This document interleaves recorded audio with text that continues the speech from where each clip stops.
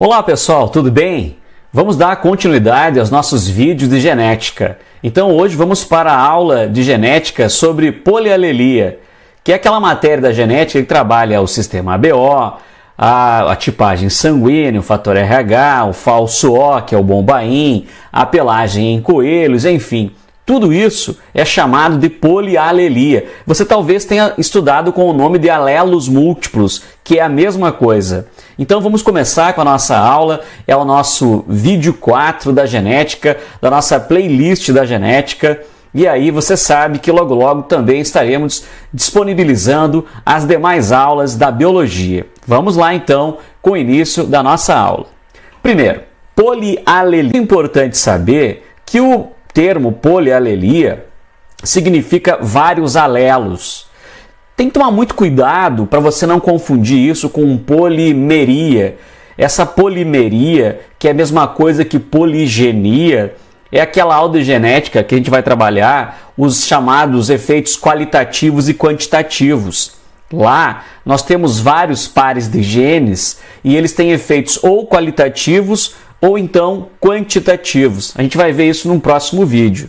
Então eu faço este friso, esse conceito, para você não confundir a palavra poligenia da palavra polialelia. Polialelia significa que são vários alelos, polialelia, vários alelos que condicionam um caráter, como o sistema ABO, o fator RH, que a gente acaba estudando dentro desse mesmo conceito, e também estudamos aí a pelagem em coelhos. Aí a gente vai aproveitar, já que falamos de sangue, falamos de ABO, de RH, de MN, de bombaim, que é o falso O, e tudo que você tiver vínculo, tudo que tiver vínculo com esse conteúdo. E vou chamar atenção, porque essa matéria é uma das matérias da genética, das mais importantes matérias da genética. Basta você ver quantas vezes você teve que corrigir, fazer exercícios envolvendo o sistema ABO, por exemplo, né? E tem alguns detalhes que eu vou explicar para vocês aqui no vídeo que é bem importante. Então, por esse motivo, eu já peço também atenção para que vocês acionem lá o sininho, para que vocês possam receber a notificação quando eu estou disponibilizando um novo material, que me ajudem, obviamente, a divulgar os meus vídeos. Vocês estão vendo que são aulas longas, porque um dos meus propósitos é trabalhar toda a matéria e não fazer aí uma aula de 10 minutinhos, 15 minutinhos, só trazendo macetes. E aí você vai dizer, que legal, entendi tudo. Às vezes, você sai com essa ideia. Então, eu não quero que você tenha esse tipo de histórico do meu canal, mas que você tenha uma aula aqui realmente como se você estivesse assistindo uma aula na sala de aula, no mesmo tempo, ou seja, sem cortes. É isso que eu quero dizer para você. Então vamos lá. Bem, polialelia ou alelos múltiplos é o nome dado ao fenômeno em que os genes possuem mais de duas formas alélicas, ou seja, uma mesma característica pode ser determinada por 3 ou mais alelos, formas alternativas de um gene. Uma coisa que eu também quero chamar a atenção é que esses alelos, esses genes, eles não se encontram no mesmo cromossomo. Então pode ter um no cromossomo 1, hipoteticamente, um outro alelo no cromossomo 8, e um terceiro, por exemplo, no cromossomo 14. E eles se associam, formando a polialelia, para determinar uma característica, um caráter hereditário. Então, cito como exemplo o sistema ABO, que nós estamos trabalhando, e a pelagem em coelhos, ok? Muito bem, então vamos para a próxima informação. Na próxima informação, o que você vai observar é o seguinte, ó. Então, eu comecei com o exemplo da pelagem em coelhos. Pelagem em coelhos. Pode ver aqui, ó. Então, eu coloquei uma pelagem agouti, que é aquela chamada de selvagem, a chinchila, que todo mundo acha engraçadinho, bonitinho, o himalaio, que as pessoas também chamam de Himalaia, e o albino, que é o coelhinho da Páscoa, né? De olhos vermelhos, de pelo branquinho, eu sou o coelhinho, para resumir. Enfim, então, a pelagem agouti, você pode ver que tem esse sinal aqui, ó, para não passar despercebido. Esse sinal é o sinal de maior, né? De dominância. Então, o selvagem domina o chinchila, que também domina o himalaio, que também domina o albino. Então o selvagem, ele pode ser uma característica mais observada, mas nem sempre o dominante ele é o mais observado, porque ele exerce, nesse caso em especial, uma dominância em relação a todos os outros fenótipos. Se tiver um gene cesão, logo o caráter fenotípico já vai ser selvagem. E a única forma de se ter um coelho albino é dentro da recessividade, tendo 2 alelos, obviamente, recessivos. Então, vamos para a próxima informação que você vai entender melhor aqui nesse quadro de fenótipos e genótipos. Bem interessante fazer isso, porque a gente acaba memorizando melhor. Vejam só, o agouti, que é a mesma coisa que selvagem, pela sua dominância em relação aos demais, ele pode se apresentar em homozigose, cesão, em heterozigose, cesão, cezinho CH ou CH de chinchila, em heterozigose, cesão, cezinho H, o H é de himalaio, e cesão, cezinho A, o A é de albino. Mesmo que você tenha somente um gene cesão, o fenótipo já vai ser selvagem.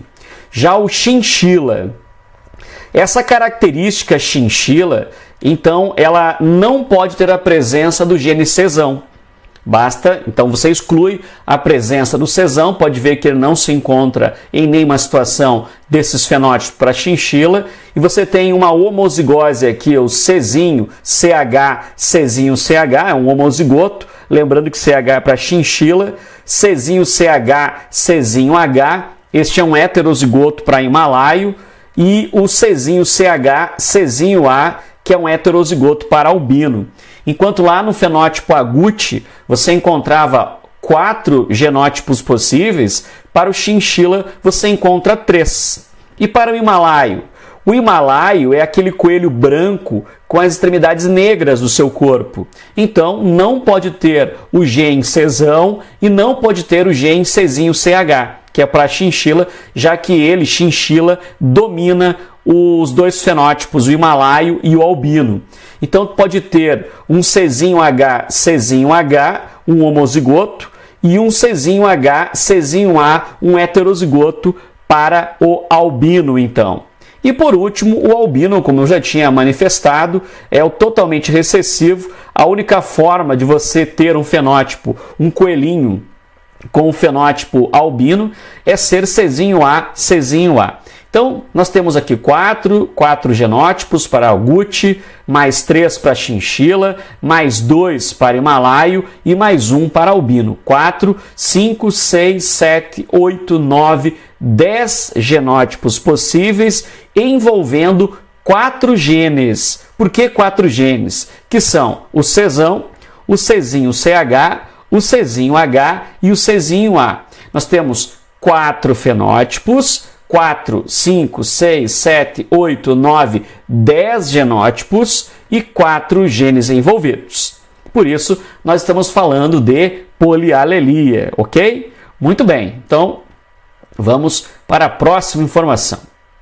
Bem, depois de tratar o tema teoricamente falando, porque nós não estamos nesses vídeos ainda resolvendo exercícios, mas é o próximo passo que eu quero dar. Primeiro eu quero concluir as playlists, então eu vou concluindo a playlist de genética e depois eu também quero disponibilizar para vocês a resolução de exercícios, de alguns exercícios sobre cada um dos vídeos, para a gente ter um fechamento importante da nossa matéria. Dentro da matéria ainda, agora vem o sistema ABO, os grupos sanguíneos. Ao contrário daquilo que você viu agora na pelagem de coelhos, que tinha 4 alelos envolvidos, vocês estão vendo que temos 3 alelos envolvidos para o sistema ABO, para a tipagem sanguínea, enfim. Veja que isso é muito importante, destacar que o sangue A ele não domina o sangue B, tem um sinal de igual ali, vocês estão observando, de igualdade. A não domina o sangue B e B não domina o sangue A. O que nós temos aí é uma codominância, um não domina o outro, beleza? Mas também vocês estão observando o seguinte, eu vou só tirar essa informação para que a gente possa, o destaque que eu dei em azul na codominância, para que você possa visualizar melhor o destaque aqui dessa dominância, desse sinal aqui de dominante. do A e do B em relação ao sangue O. Você viu que o A domina o O e que o B também domina o O. Então nós temos aqui duas situações. Uma codominância do A em relação ao B, do B em relação ao A. Essa é a primeira situação. E a segunda situação é o A em relação ao O e o B em relação ao O. Então, nós temos a primeira situação, uma codominância, e a segunda situação, uma condição de dominância normal. Ao A, que é dominante em relação ao O, e o B expressa também a sua dominância em relação ao O. Muito importante você fazer essa observação, beleza? Isso também acho fundamental entender quando a gente começa a trabalhar essa matéria de sistema sanguíneo. Eu faço questão de explicar que a diferença entre antígeno e anticorpo, já que nós vamos falar várias vezes em antígeno e anticorpo nessa aula. Antígeno, proteína encontrada na superfície das hemácias, também denominada aglutinogênio.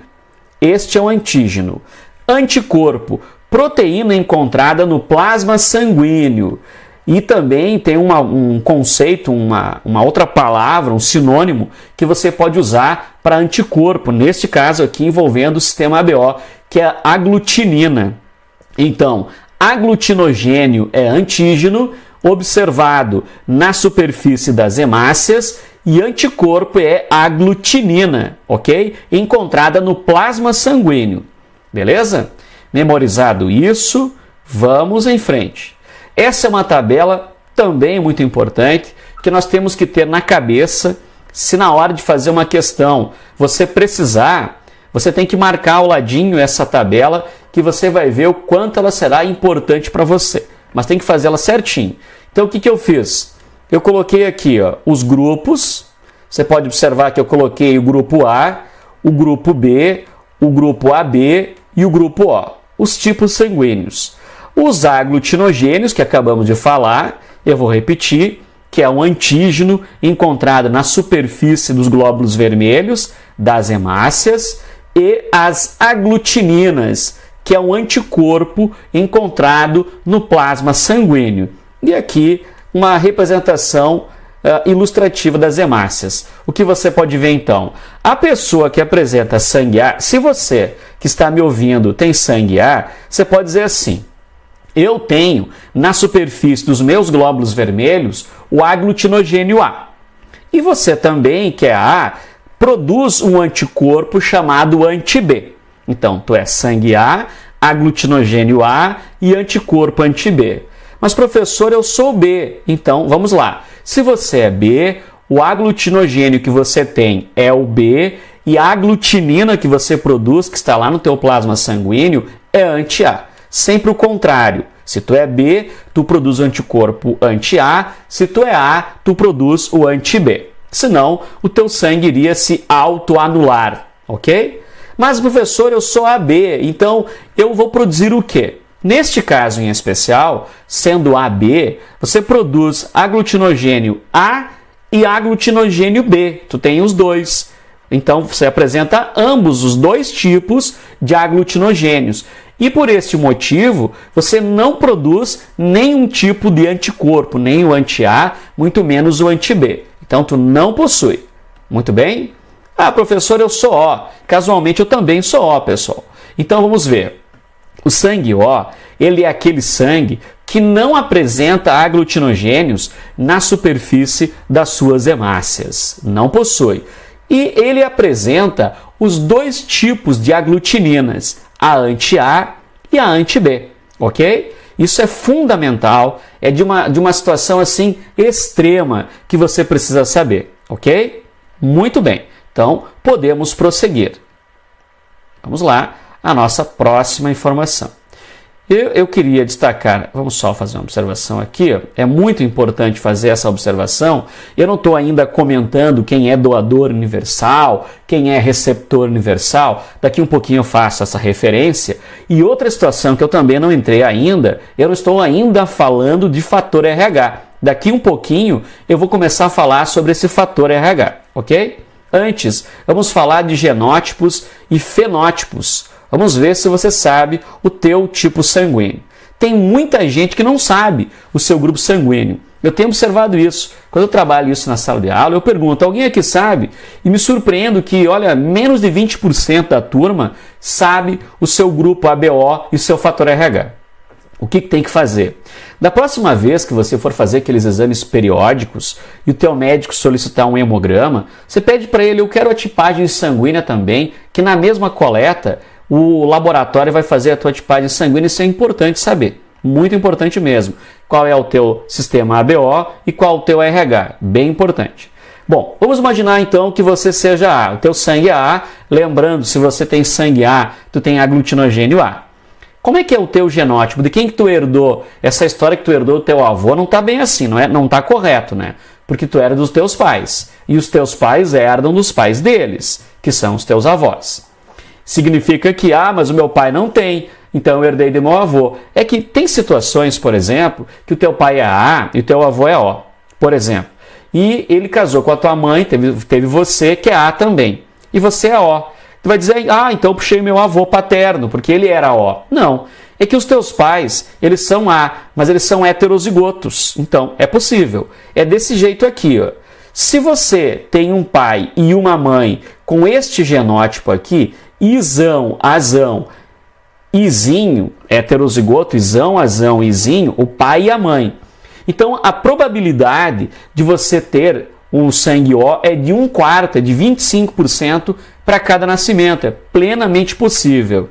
Agora, se um dos teus pais, basta que um deles, olha só, seja homozigoto para sangue A, caso você saiba que um deles é homozigoto, que é pouco provável que você saiba disso, porque quase ninguém faz um exame genético para saber esse tipo de situação, ok? Mas, numa situação de um exercício, se um dos teus pais é A, homozigoto, Izão, Azão, é impossível que você seja O, ok? É bom, até pode ser que você seja O, mas você não é filho biológico dessa pessoa que é homozigota para sangue A. Vocês me entenderam? Muito bem. Se você é B, tu tem aquele aglutinogênio B na superfície das tuas hemácias. Então, tu pode ser um homozigoto, Izão, Bezão, ou um heterozigoto, Izão, Bezão, Izinho. Porque esse Izão e esse Izinho, isso também revela aquela dominância que nós falamos agora há pouco do A em relação ao O e do B em relação ao O. E o I é da palavra imunidade. Então, tem o IA, Izão, Azão, o Azão é aglutinogênio, e o Izinho. Ok? Só para você saber de onde vem essa letra I. E o AB, aqui está o AB, só tem uma possibilidade de você ser AB, ou seja, de genótipo, falando de genótipo, tá? Izão A, Izão B, ok? Mas a minha mãe, professor, a minha mãe é O e eu sou AB. Não. Veja só, se a tua mãe é O e você é AB, você não pode ser filho biológico dessa mãe, ok? Mas isso não veio ao caso. Você é filho, né, adotivo, mas não é filho biológico.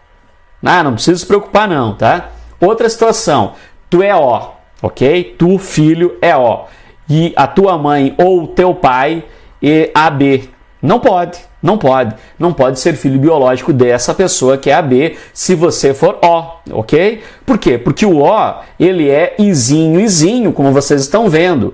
E um desses Izinhos tu recebe da mãe e um outro Izinho tu recebe do pai. Não tem como você herdar os dois genes, melhor, do pai ou os dois da mãe. Tu herda um de cada. Então, se o teu pai é AB, aí basta você olhar para isso aqui, ó. Essa pessoa, ele não tem o genezinho, então ele não pode ter um filho O, ok? Então, antigamente, não muito antigamente, lá nos anos 80, um pouquinho depois até, ainda quando o exame de DNA, que era o exame que fazia análise genética no perfil do teu DNA, ele não era um exame ainda plenamente distribuído na população, se fazia um exame de exclusão de paternidade.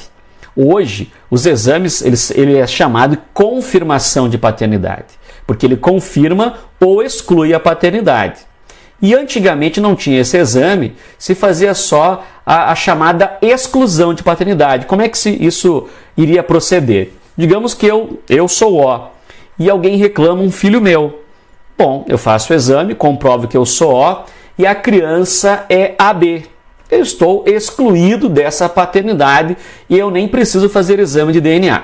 Você me entendeu? Porque eu sendo O, eu sou Izinho. E essa criança AB não tem este gene. Então, eu não sou o pai dessa criança. Mas, se eu sou O, Izinho, e uma criança é A, ou a criança é B, por exemplo, ou até mesmo O, eu poderei ser o pai dessa criança. Nesse caso, este exame de exclusão de paternidade não será um exame oportuno. Aí eu tenho que fazer o exame de DNA para fazer a confirmação da paternidade, ok?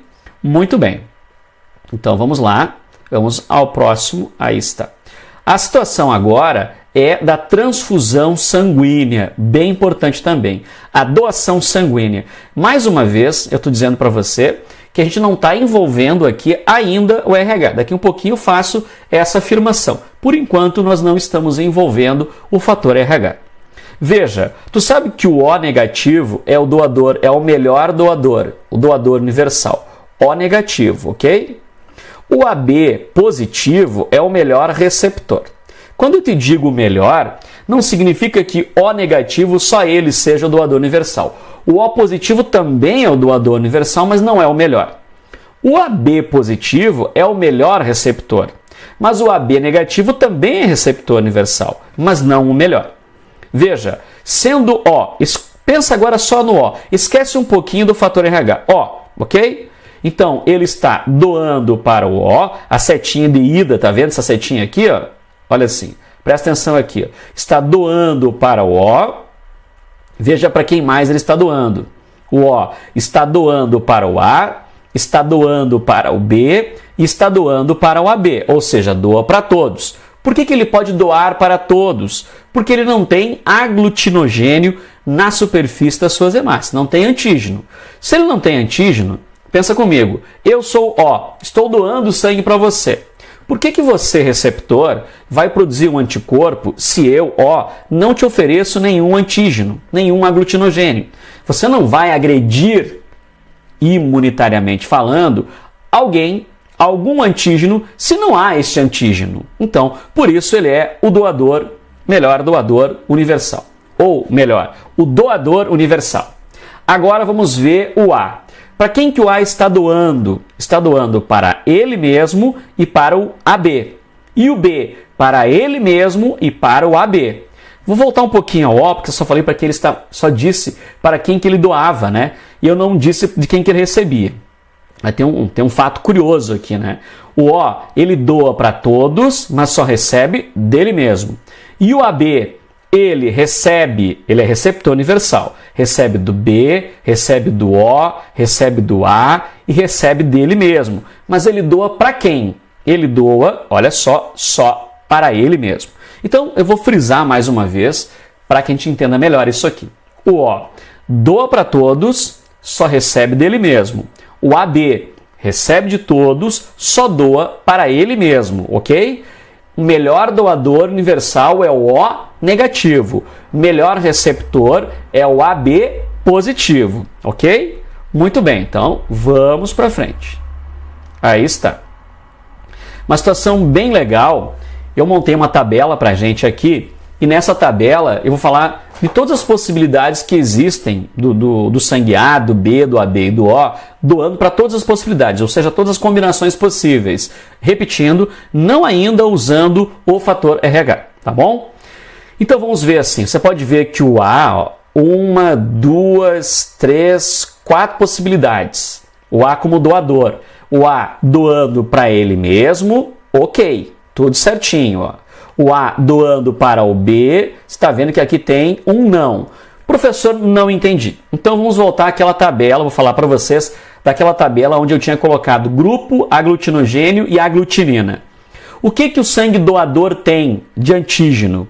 Aglutinogênio A. Então ele está oferecendo como doador o aglutinogênio A. O receptor é B. Qual o anticorpo que o B tem no seu plasma sanguíneo? O anti-A. Então, ele vai produzir um anticorpo específico, anti-A, e o doador tem o antígeno A. É claro que isso não vai dar certo, ok? Por isso, essa doação, ela independe do fator RH. Independe. Essas outras que eu estou colocando ok ali em vermelho, elas dependem ainda do fator RH. Já vou falar uma coisa para vocês. O sangue positivo, ele não doa para o negativo, ok? Positivo não doa para negativo. Agora, mais uma vez, quando eu coloquei não, nós não precisamos nem mencionar o RH, porque só pelo sistema ABO já dá para provar que a transfusão é incompatível. O A doando para o AB, eu coloquei ele ao lado ok. Veja só, o A tem o aglutinogênio A. E o AB, como é o receptor universal, ele não produz aglutinina, nenhuma nem a outra, nem anti-A e nem anti-B, por isso que é possível. O sangue A doando para o O. Veja que temos um problema. Eu sou A, tenho aglutinogênio A, é o que eu te ofereço na superfície das minhas hemácias. Tu é receptor, tu está recebendo, tu é O e está recebendo sangue A. Olha o problema. Tu como receptor, o O ele produz aglutinina anti-A e anti-B. Então, a minha aglutinina anti-A vai aglutinar o meu aglutinogênio A, por isso que não é possível essa doação. Agora, o sangue B e as suas 4 possibilidades de doação. Vamos ver. Então, o B doando para o A. B, aglutinogênio B, e o A produz aglutinina anti-B. É claro que isso não vai dar certo, tá? Então, ali está o não. B doando para B perfeitamente, porque o B tem aglutinogênio B e o receptor B produz aglutinina anti-A, então anti-A não vai lá aglutinar o aglutinogênio B, tá bom? Então isso é possível. O B doando para o AB. Tu tem que lembrar mais uma vez que o sangue AB é aquele sangue que não produz aglutinina, nenhuma nem a outra, nem anti-A nem anti-B. Então não importa de quem que ele está recebendo, qual é o antígeno que está sendo oferecido a ele, A ou B, se ele não tem no plasma sanguíneo anticorpo anti-A e anti-B. É por este motivo que ele é o chamado receptor universal. Ok? Muito bem. E o B doando para o O. Temos uma situação parecida daquela que vimos agora do A para o O. Então o O, sendo o doador universal, por não ter aglutinogênios na superfície das suas hemácias, mas ele tem aglutinina anti-A e anti-B. Se eu estou te oferecendo um aglutinogênio B, eu sendo doador, e você receptor tem os dois, ou as duas, a anti-A e a anti-B, essa tua anti-B vem aqui no meu aglutinogênio B e aglutina. É por isso que não pode. Uma tabelinha importante que eu digo para vocês que é bem importante memorizar e saber, né, desses resultados. Agora, as 4 possibilidades do AB. Vamos ver. O AB doando para o A. O AB agora, ele é doador, ok? O receptor é o A. Aí tu vai dizer, tá, professor, eu como AB, então eu ofereço a essa pessoa, eu como AB, doador, eu ofereço o aglutinogênio A e o aglutinogênio B, porque o AB tem os 2 tipos de antígenos, é verdade. Agora tu cuida que o teu receptor, ele é A. Então o teu receptor vai produzir um anticorpo, aglutinina, chamado anti-B. Ele vem aqui no meu aglutinogênio B e anula. É por isso que não vai dar, ok? Eu, AB, doando para o B. Ofereço mais uma vez os 2 aglutinogênios como doador, o A e o B, antígenos, na superfície das hemácias. Eu, receptor B, estou produzindo um anticorpo anti-A, eu vou ali no meu aglutinogênio A e anulo, só o A. Mas isso já é suficiente para não dar para fazer essa transfusão sanguínea. Eu, AB para AB, tranquilo. AB doador, AB receptor, tranquilo. Mas isso ainda não esqueça, vai depender do fator RH. Lembra? Qual é o RH que não pode ser doado? O positivo não pode ser doado para o negativo. Perfeito. Muito bem. Agora tem uma situação aqui, ó. O AB doando para o O. Aqui temos um problema duplo. Porque eu te ofereço, eu sou AB, estou te oferecendo o aglutinogênio A e o B. E eu, receptor O, eu tenho os dois tipos de aglutininas, o anti-A e o anti-B. Então eu venho aqui e anulo tanto um quanto o outro. Ó. Vai dar uma folia legal. Não vai dar certo isso. Agora eu, O, doador universal. Por que eu sou o doador universal? Porque eu não tenho aglutinogênios na superfície das minhas hemácias. E aí não importa, eu posso doar para o A, para o B, para o AB e para o O. Por isso que eu sou doador universal, porque eu não tenho na superfície das minhas hemácias esse tal aglutinogênio A e nem o B. É por esse motivo que eu sou o doador universal. Quem é o melhor doador universal? O negativo. Quem é o melhor receptor universal? AB positivo. Que legal. Vamos em frente. Vamos lá. Essa é uma situação que eu vou mostrar para vocês muito legal, que é um exame que tem muita gente que erra a interpretação quando cai isso nas questões, mas é bem fácil. Você vai ver, eu vou passar um macete para ti aqui que tu não vai esquecer. Então vamos lá. A simulação é a seguinte, você é o indivíduo 1, tá vendo?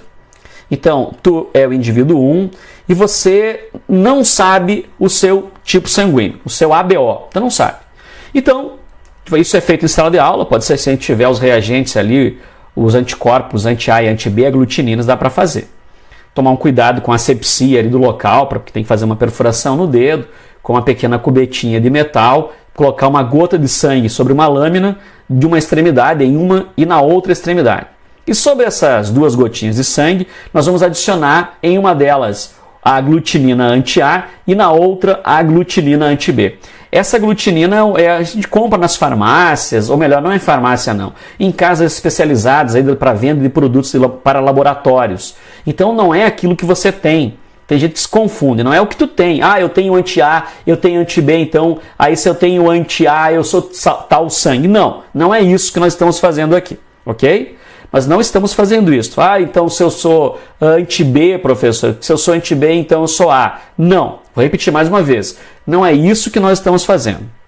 O que você está procurando saber nesse exame é, mais uma vez vou repetir, vou frisar, é qual o aglutinogênio que você tem. E vou repetir, qual o aglutinogênio que eu tenho? É essa a pergunta que tu faz neste exame. Mais uma vez, qual é o aglutinogênio que eu tenho? E para descobrir o aglutinogênio que eu tenho, eu vou colocar sobre o meu sangue, numa lâmina, não no meu corpo, né? Numa lâmina, em um lado eu vou colocar um anti-A e no outro eu vou colocar o anti-B, a aglutinina. Porque aí eu vou descobrir se em uma extremidade, digamos que lá na extremidade com anti-A, der uma reação de aglutinação, é que este anticorpo anti-A encontrou no meu sangue o aglutinogênio A. Você me entendeu? Se eu coloquei o anti-B no teu sangue, lá na lâmina, e não reagiu, não houve aglutinação, eu coloquei o anti-B. É porque tu não tem o aglutinogênio B. Ah, professor, então quer dizer, professor, para eu não me confundir, se tiver isso numa prova, o lado positivo significa aglutinação. Sim. Então, se tiver isso em uma prova, eu posso dizer assim, no lado que aglutinar é o sangue que eu tenho, exatamente isso. Por exemplo, olha comigo aqui, ó. Sinal de positivo, tá? Coloquei o teu sangue ali, aglutinou. Eu coloquei o soro aglutinina anti-A e aqui anti-B. Ó, o sinal de negativo diz que não aglutinou. O sinal de positivo diz que aglutinou. Então, eu vou te fazer a pergunta. Se aglutinou com anticorpo anti-A, aí vem a pergunta. Qual é o aglutinogênio que você tem? Se o anti-A, anticorpo, aglutinou um aglutinogênio, qual é o aglutinogênio que você tem? Você vai dizer, ah, professor, eu tenho o aglutinogênio A. Isso, se você tem o aglutinogênio A, você é sangue A. Este resultado aqui revelou que essa pessoa tem sangue A. Muito bem, vamos fazer de todos. Vamos para o próximo. Agora, a situação é a seguinte. Uma outra pessoa, um outro indivíduo, indivíduo 2, que também não sabe o seu sistema ABO, foi feito o exame, colocou uma gota de sangue nessa extremidade aqui, e uma gota de sangue na outra extremidade. Depois, uma gota sobre o teu sangue de aglutinina anti-A e uma gota de aglutinina anti-B. Espera-se um tempo e se verifica que nenhum dos lados tem sinal de positivo, ou seja, não aglutinou. Se não aglutinou, é porque tu não tem aglutinogênios. Nenhum, nem o outro, nem o A e nem o B. Aí que tu tem que voltar para a tabela. Qual é o grupo que não tem aglutinogênios na superfície das suas hemácias? Tu vai dizer, é O, professor. Exatamente isso. Mais uma que você matou. Então, se não aglutinou em nenhum dos dois lados, é porque você é sangue O. Que beleza! Vamos para terceiro exemplo. Aí está o nosso, agora vai, terceiro exemplo. Aí está. Olha que coisa importante aconteceu agora.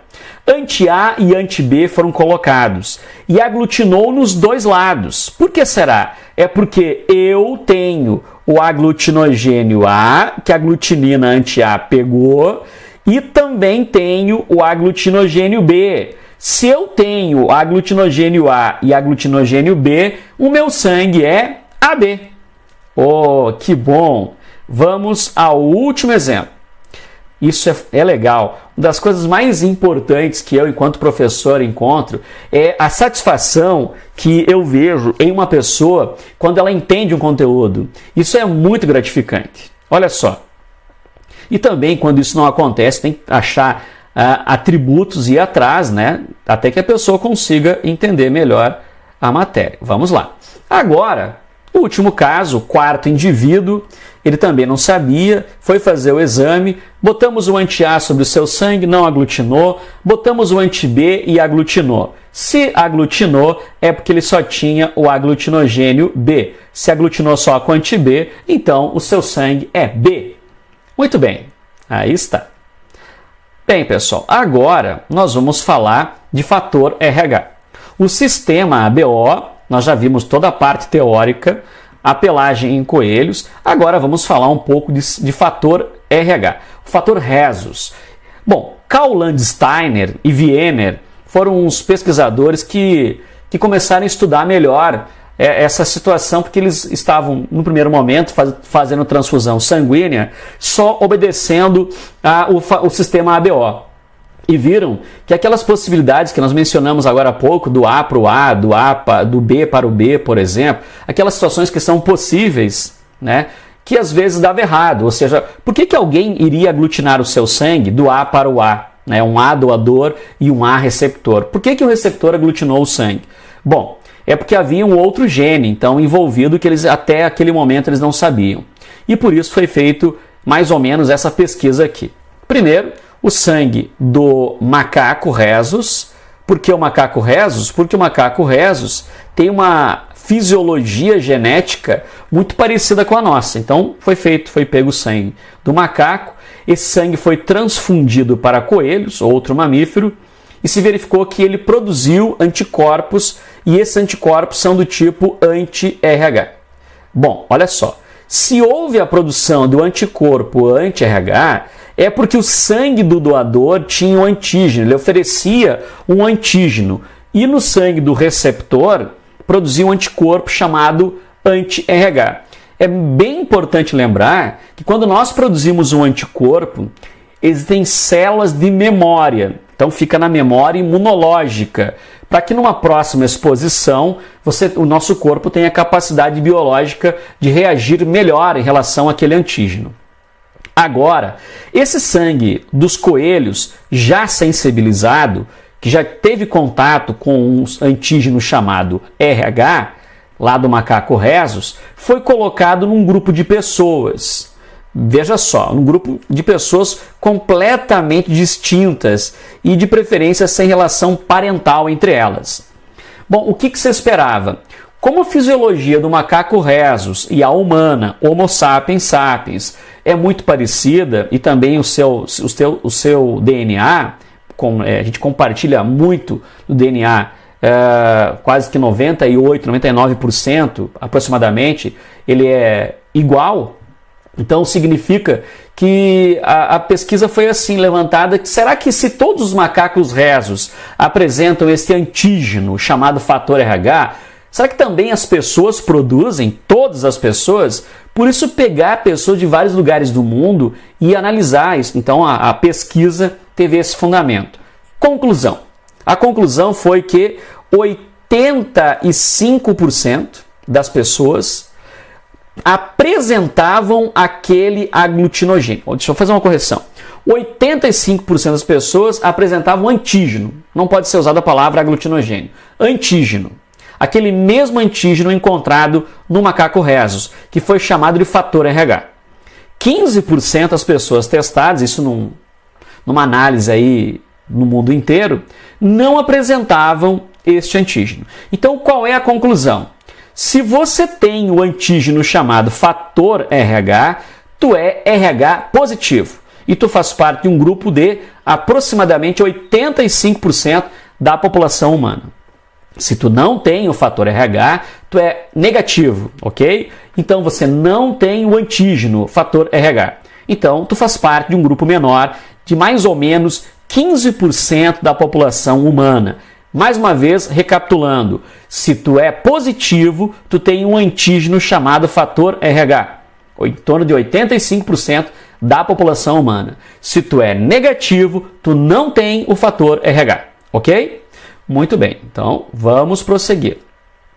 Agora o seguinte, genótipos e fenótipos. Olha aí, ó. Fenótipo, positivo, negativo. Genótipo. Quem é dominante? Olha só. O positivo, o sangue positivo, ele é dominante em relação ao negativo. Isso é bem importante você lembrar. O positivo domina o negativo. Bem? Muito bem. Então significa que eu, sendo dominante positivo, eu posso ser homozigoto ou heterozigoto. Homozigoto ou heterozigoto, já que eu sou dominante. Negativo, por ser recessivo, ele tem que ser homozigoto. Rzinho, Rzinho. A letra também não importa. Você pode usar a letra D, qualquer letra, desde que você use os termos corretos. Positivo é dominante, então pode ser homozigoto e pode ser heterozigoto. E negativo é recessivo, então somente o homozigoto. Ok? Bem importante isso aí. Outra situação é a seguinte, ó. Agora, aquela história da doação, né, pessoal? Quem doa para quem, né? Nessa situação da doação é o seguinte, ó. O negativo, tipo sangue negativo, ele doa para o positivo e para o negativo. Recebe do negativo, só do negativo, ok? Lembra quando eu falei que o O negativo era o melhor doador universal? Porque ele doa para o positivo e negativo. O positivo, ele doa para o positivo, recebe do positivo e do negativo. Então, lembra que falamos que o AB positivo era o melhor receptor? Tu está vendo que o positivo recebe do positivo e do negativo. Muito importante essa informação. Eu frisei antes, e eu quero frisar mais uma vez. Vou fazer uma pergunta e você vai responder e assim eu friso, ok? O sangue positivo pode doar para o negativo? Ok, você respondeu não. Então você está certo. Agora eu vou frisar. O sangue positivo não doa para o negativo. O sangue negativo doa para o positivo e para o negativo. Ok? O sangue negativo recebe só do negativo e o sangue positivo recebe do positivo e do negativo. Muito bem. Agora, prosseguimos. Aí está. Tem uma situação muito importante que você precisa saber, você deve saber certamente, que é a DHRN, a doença hemolítica do recém-nascido. Ela também é conhecida pelo nome eritroblastose fetal, DHRN, doença hemolítica do recém-nascido ou a eritroblastose fetal. Eu gosto muito de fazer o seguinte, ó, você está vendo que eu separei aqui, né? Ó, causas. Qual é a causa para que uma mãe venha a ter um filho com essa doença hemolítica? A causa é O pai é positivo, tem que ser positivo, a mãe tem que ser negativa e o filho, independente do sexo, precisa ser positivo. Ah, mas se for o contrário? Não, pessoal, não. Então, causa pai positivo, não importa homo ou heterozigoto, mãe negativa, no caso homozigota porque é recessivo, e filho, independente do sexo, que seja positivo. Muito bem. Essas são as causas. Agora, para que você entenda um pouquinho melhor. Se a mãe é negativa e o pai é positivo, e a criança que você está vendo aqui, na primeira gestação, ela é positiva, você vai lembrar o seguinte, ó, mãe é negativa, o pai dessa criança é positivo, a criança é positiva, no caso ela é uma heterozigota, ela é Rzão, Rzinho, Rzão do pai, Rzinho da mãe, mas isso não importa. E ela está ali dentro, isolada, no útero, tudo bem. Aqui no cordão umbilical, aqui está a placenta. Se ocorrer, por algum motivo, um trauma, uma queda, uma situação tipo atípica, um rompimento, uma fissura lá no cordão umbilical. Eu vou lembrar que o cordão umbilical, ele tem isso é importante lembrar, uma veia e duas artérias, que são duas arteríolas. Tem uma arteríola materna e uma arteríola fetal e uma veia. Já porque eu falei, a veia transporta sangue arterial. Isso mesmo. E as artérias sangue venoso, que é o contrário, tá? Não é aquilo que a gente aprendeu lá na fisiologia.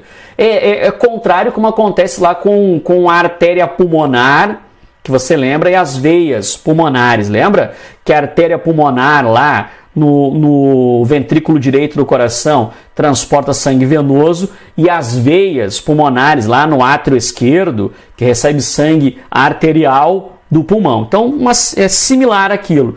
Já que eu puxei aí um pouco de fisiologia, mas já quero voltar para a genética.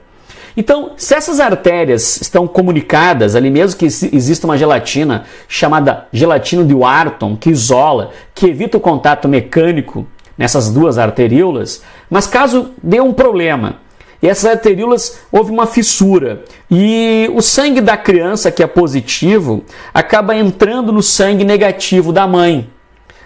Lembra que quem é negativo tem um antígeno, quem é positivo tem um antígeno chamado fator RH. Eu vou repetir. Quem é positivo tem um antígeno chamado fator RH. Tu tá doando um antígeno para tua mãe.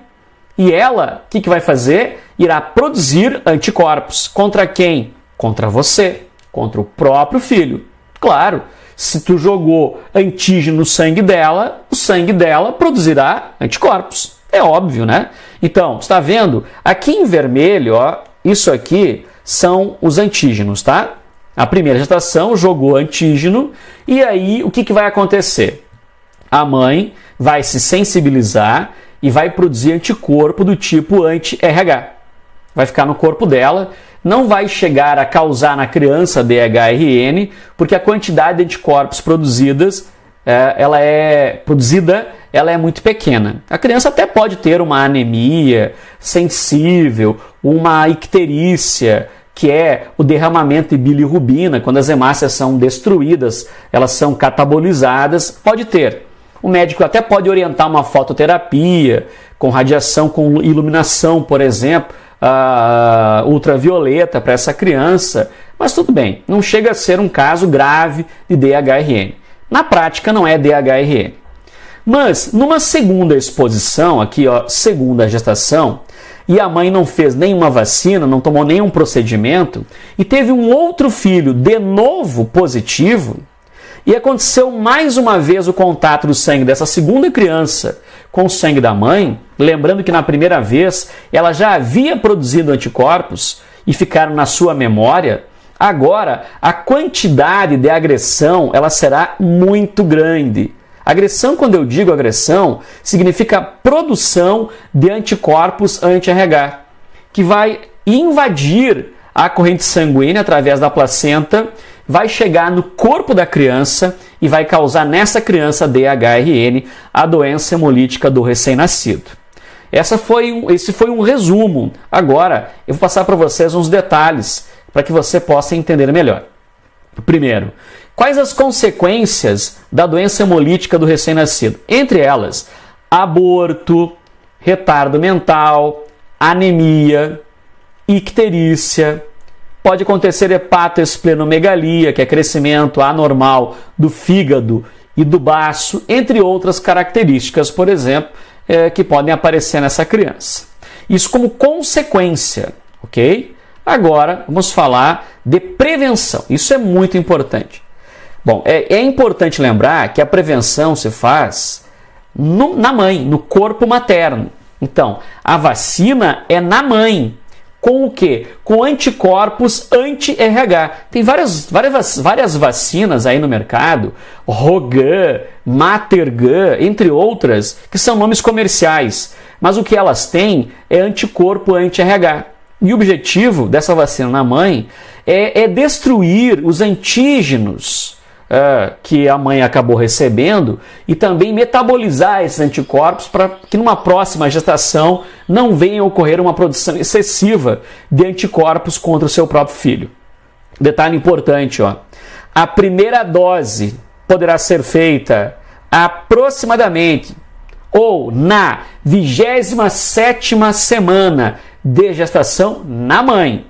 E a segunda dose será feita até 72 horas após o nascimento. Então, tu faz uma dose na 27ª semana e tu faz uma outra dose na mãe, sempre na mãe, até 72 horas após o nascimento, independente se o filho que nasceu é positivo ou negativo, independente, ok?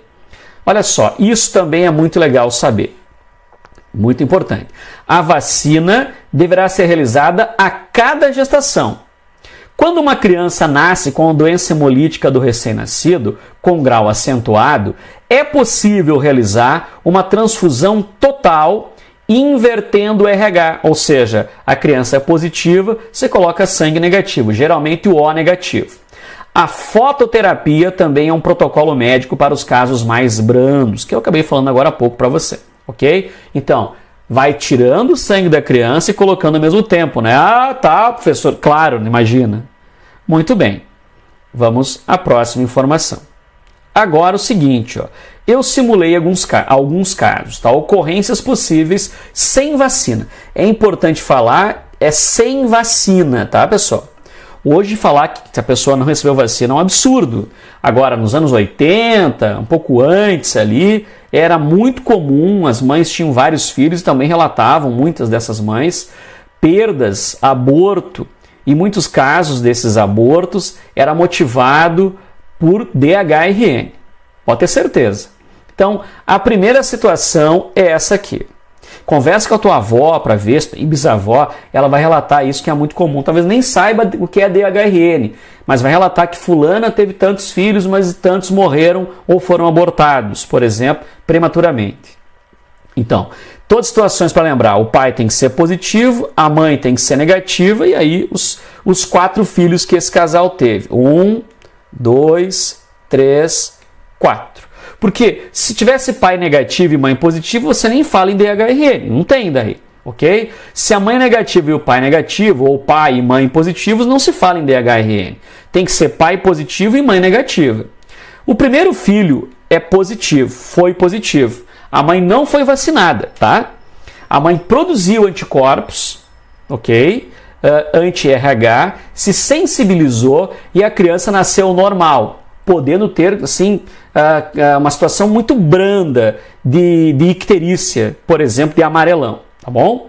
Mas ele não é DHRN. O segundo filho negativo, lembrando que negativo não tem fator RH, então não vai produzir anticorpos, plenamente normal. O terceiro filho é positivo e teve contato do sangue de novo. E aí tu vai dizer, tá, mas então esse não vai ter DHRN porque já é a segunda vez. Bom, tudo bem, só que é a segunda vez. Só que entre o primeiro e o terceiro filho, o segundo filho é negativo. E vamos estipular que esse tem um tempo aí, um lapso temporal de 3 anos mais ou menos, ou mais, entre o primeiro e o terceiro filho, que são os positivos. Então já diminuiu a quantidade de anticorpos que a mãe tinha no seu organismo. Diminuiu. E quando teve contato mais uma vez com o sangue positivo, que é o antígeno, o fator RH, produziu anticorpos, mas voltou naquele estágio brando. Não chegou a ter DHRN na sua expressão total. Mas o quarto filho é positivo. E aí nós temos um caso aqui importante, que é uma sequência, é consecutivo, filho positivo. Bom, teve um filho positivo, não demorou muito tempo, teve mais um filho positivo, produziu anticorpos no terceiro filho, ficou o nível de sensibilização, teve o quarto filho, soma aqueles anticorpos mais esses que foram produzidos e a criança teve, infelizmente, DHRN. Então, fica aqui a dica. DHRN acontece em casos sucessivos de gestações positivas, desde que a mãe não tenha recebido a vacina, ok? Muito bem. Próxima situação. Mais um caso agora. Agora é o seguinte, ó, nossa segunda simulação. Repetindo, pai positivo, mãe negativa, e nesse caso tiveram 3 filhos. Aqui estão os 3 filhos. O primeiro negativo sempre é normal, não vai ter DHRN. O segundo filho é positivo, teve contato com o sangue, a mãe teve contato, produziu anticorpos anti-RH, mas o nível era pequeno, então ficou na sensibilização. Lembrando que a mãe não fez vacina. O terceiro filho é consecutivo positivo, então, infelizmente, a criança teve DHRN pela situação da sequência positivo-positivo. Terceira simulação, pai positivo, mãe negativa, e essa observação aqui é fundamental se ligar. Ó, a mãe recebeu uma transfusão de RH positivo, a mãe é negativa. Recebeu uma transfusão de sangue positivo e sobreviveu. Ou seja, pessoas negativas não recebem sangue de pessoas positivas, mas ela recebeu. E quando os médicos, vamos imaginar então, era pequena quantidade, os médicos deram por conta e fizeram um protocolo lá e ela sobreviveu. Só que ela engravidou meses depois. E o primeiro filho dela, já que o marido dela era positivo, nasceu positivo. E já nasceu com DHRN forte, talvez tenha sido até mesmo abortado. Que desgraça. Então, não podemos dizer que nunca uma mulher negativa e um homem positivo, tendo seu primeiro filho positivo, que nunca esse primeiro filho positivo terá DHRN. Poderá ter, como eu agora expliquei para vocês nessa simulação. Ok? Muito bem. Vamos agora a uma outra situação importante. Bem, pessoal, já falamos de RH, de pelagem em coelhos, de ABO. Estamos indo para uma outra parte da aula agora, que é o fenótipo Bombaim. Talvez você nunca tenha ouvido falar em Bombaim, porque não caiu no vestibular, porque na aula não foi dado, sei lá, nos livros que você estuda não tinha nada mencionado, mas enfim. Eu já vi muitos vestibulares cobrar essa matéria, então fique ligado, porque isso também é um conteúdo que está lá nos editais dos vestibulares. Esse é o chamado falso O. Recentemente, aqui no Brasil, teve uma situação, para eu não falar coisas erradas, eu acho que foi no Recife, tem que verificar aí. Uma situação de um menino, um rapaz, enfim, adolescente, sei lá a idade dele, que é bombaim, que sabia, e que salvou a vida de uma criança, se não me engano, da Colômbia. Me corrija se eu estiver errado. O que importa é que o Bombaim, houve um levantamento aqui no Brasil, são somente 11 famílias no Brasil que têm esse sangue raro. Ou seja, no mundo, olha só, no mundo a prevalência na Índia, e daí tu entende por que é Bombaim, né?